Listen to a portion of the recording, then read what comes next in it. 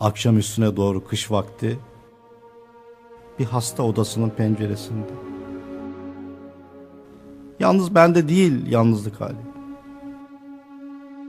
Denizde karanlık,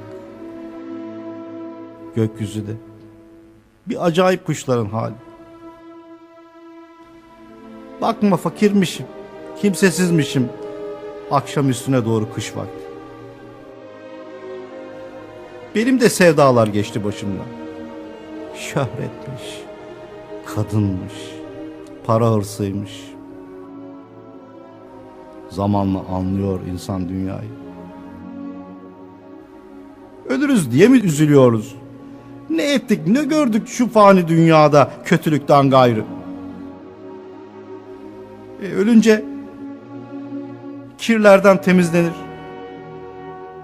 Ölünce biz de iyi adam oluruz. Şöhretmiş, kadınmış, para hırsıymış. Hepsini unuturuz.